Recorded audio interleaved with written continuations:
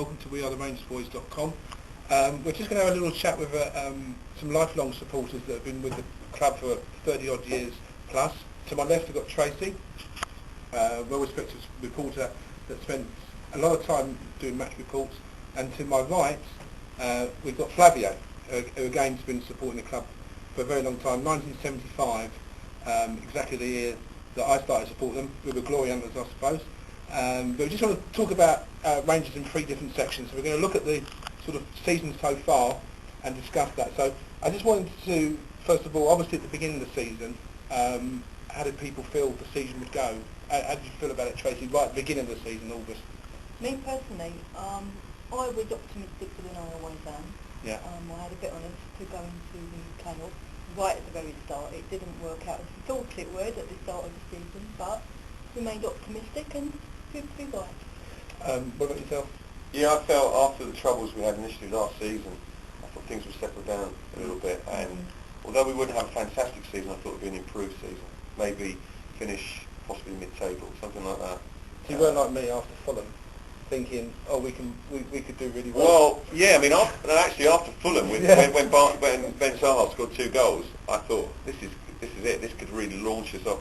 I don't think we'd ever get to the playoffs, but certainly it would give us a lot to cheer about. So at the time, yeah, in August, before the season started, yeah, I was reasonably optimistic, but, you know, without shouting all over the streets.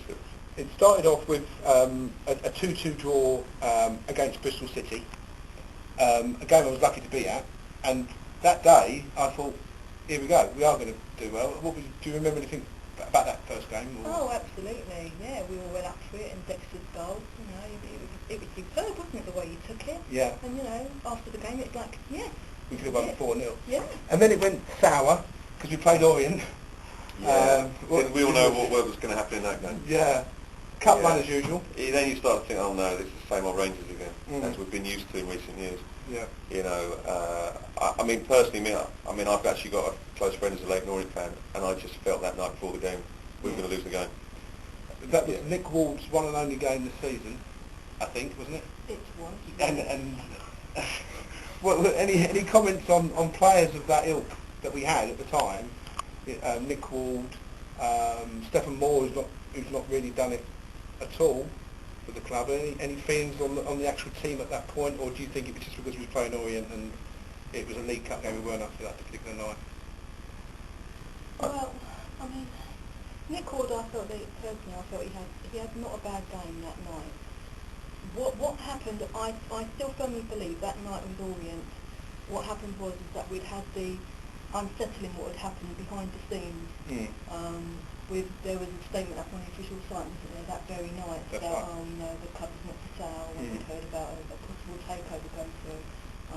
And I still maintain to this day that all what had been going behind that did not help that night. Yeah.